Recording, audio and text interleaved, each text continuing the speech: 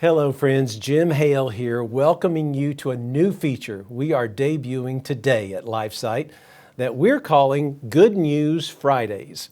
Our video team in Front Royal will be producing weekly videos airing every Friday, which we hope will inspire you in the faith and give you hope in the fight that we are all engaged in for life, family, and culture.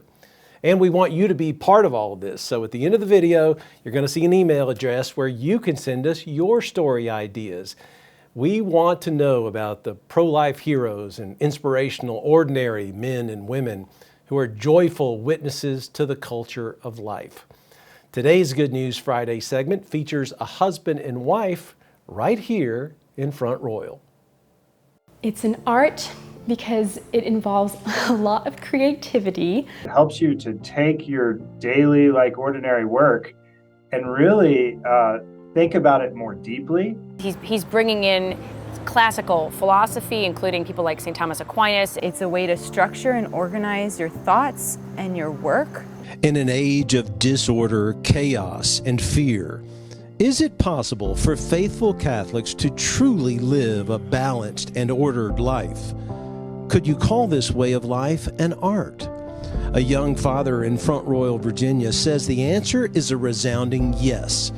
His consulting business is called The Art of Workflow. Catholics have a unique perspective on freedom. We don't view freedom as the state in which I can do anything, right? But we find freedom almost in constraint. So we are most free when we are living in alignment with our nature, which is fixed. It's not unlimited, right? The number one thing that I hear from my clients is this experience of overwhelm, right? They're just totally overwhelmed. They're overwhelmed by the amount of stimulation.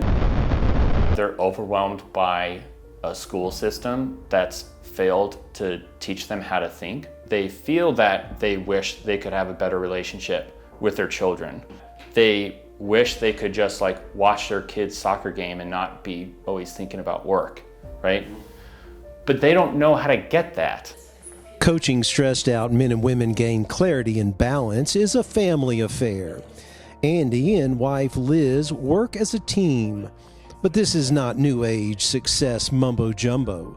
The art of workflow is grounded in the philosophy of St. Thomas Aquinas and the richness and beauty of the Catholic faith. All of these truths, if they're true, they're sort of perpetually true. Yes, so if this is what if Aquinas had good insights into the human person, then they're going to still be good insights today, even though we're going to find ourselves in different situations than we might have 1,000 years ago.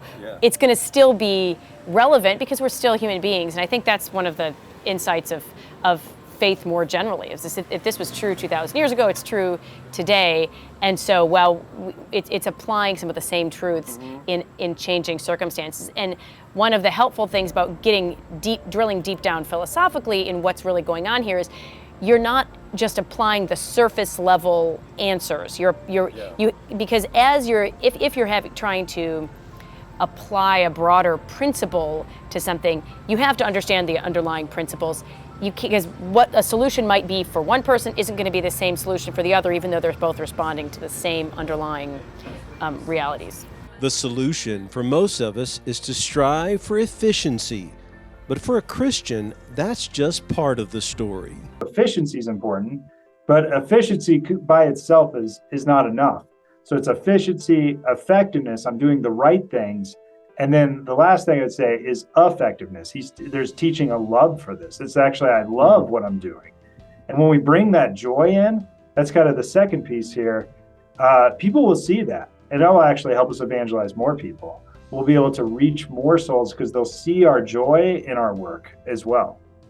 And when it comes to the most complicated and important job in society, stay-at-home moms are finding welcomed relief in this simple, effective system.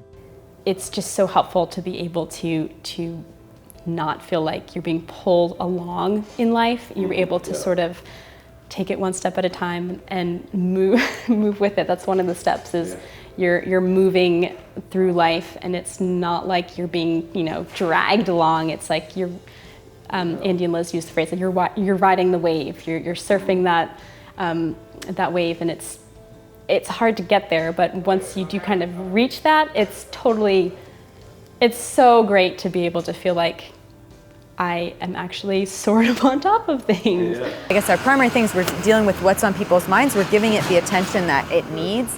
And so if that's like, okay, my relationship with God, or my prayer, or the faith, if like learning more, or praying more, instead of taking it from that age of like, oh, I'm not praying more, and it's kind of sitting in the back of your mind, you're like, I should pray more, like I should teach my children, like whatever, I don't know, like what adoration is, or I don't know, different things people have, or I should learn about the saint of the day. I don't know, these different things that might seem like very like technical, but they're just like, if they're just like in our heads and we're not following through with them, or maybe we randomly do, or like celebrate a feast day, but all of a sudden we have a way and a process to like walk through those things. When we order our lives and when we order our work, because work is a form of prayer, when I order it, it is an expression of my love for God, right?